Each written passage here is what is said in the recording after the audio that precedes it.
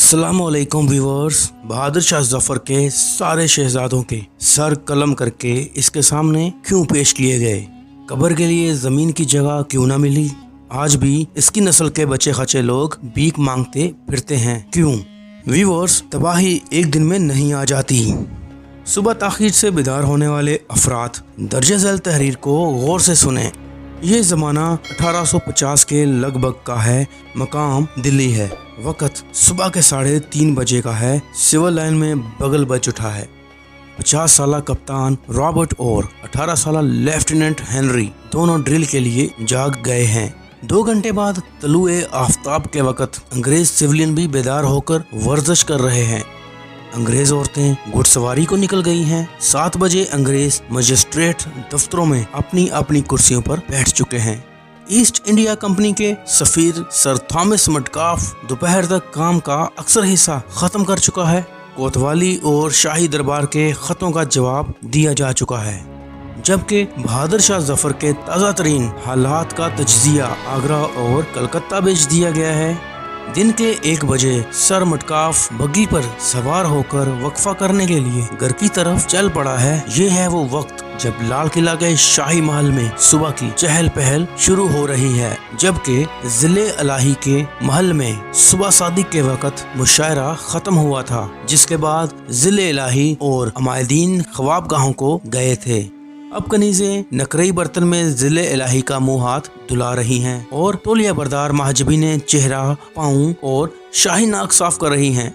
हकीम चमनलाल शाही पाए मुबारक के तलवों पर रोगन जैतून मल रहा है। इस हकीकत का दस्तावेजी सबूत मौजूद है कि लाल किला में नाश्ते का वक्त और दिल्ली के बरतानवी हिस्से में दोपहर के लंच का वक्त एक ही था। 2000 से जायद शहजादों का बटेरबाजी, मुर्गबाजी, कबूतरबाजी और मेंढों की लड़ाई का वक्त भी वही था। अब 100 साल पीछे चलते हैं। बरतानिया से नौजवान अंग्रेज कलकत्ता, हगली और मदारस की बंदरगाहों पर उतरते हैं। बरसात का मौसम है, मच्छर हैं और पानी है। मलेरिया से औसत 2 अंग्रेज रोजाना मरते हैं, लेकिन एक शख्स भी इस मर्ग आबाद से वापस नहीं जाता। लॉर्ड क्लाइव बहरौल घोड़े की पीठ पर सवार रहता है।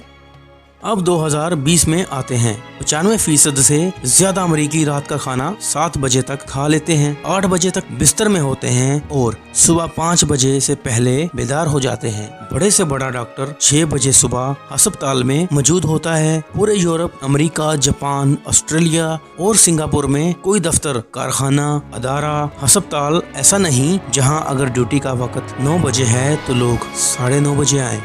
आजकल चीन दुनिया की दूसरी बड़ी ताकत बन चुका है। पूरी कौम सुबह 6 से 7 बजे नाश्ता, दोपहर 11:30 बजे लंच और शाम 7 बजे डिनर कर चुकी होती है।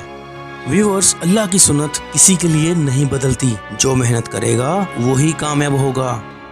ईसाई वर्कर थॉमसन मेटकाफ 7 बजे दफ्तर पहुंच जाएगा तो दिन के 1 बजे तौलिया बरदार कनीजों से चेहरा साफ करवाने वाला बहादुर शाह जफर मुसलमान बादशाह ही क्यों ना हो, नाकाम रहेगा। बदर में फरिश्ते नुसरत के लिए उतारे गए थे, लेकिन इससे पहले मुसलमान पानी के चश्मों पर कब्जा कर चुके थे, जो आसान काम नहीं था। और खुदा के महबूब रात भर या तो पॉलिसी बनाते रहते या सजदे में पड़े रहते थे। हैरत है उन दानिश्वरों पर जो ये कहकर कौम को मजीद सुला रहे हैं कि पाकिस्तान 27वीं रमजान को बना था, कोई इसका बाल बीका नहीं कर सकता।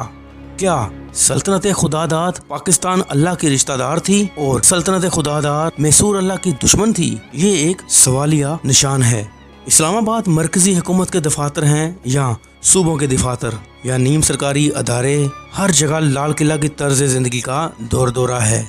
कितने वजीर, कितने सेक्रेटरी, कितने इंजीनियर, कितने डॉक्टर और कितने दीगर ऑफिसर 8 बजे ड्यूटी पर मौजूद होते हैं। क्या इस कौम को तबाह बर्बाद होने से दुनिया की कोई कौम बचा सकती है? जिसमें किसी को तो इसलिए मुसन्नत पर नहीं बिठाया जा सकता कि वो दोपहर से पहले उठता ही नहीं, और कोई इस पर फख्र करता है कि वो दोपहर को उठता है, लेकिन दोपहर तक रिमोट कंट्रोल खिलौनों से दिल बहलाता है।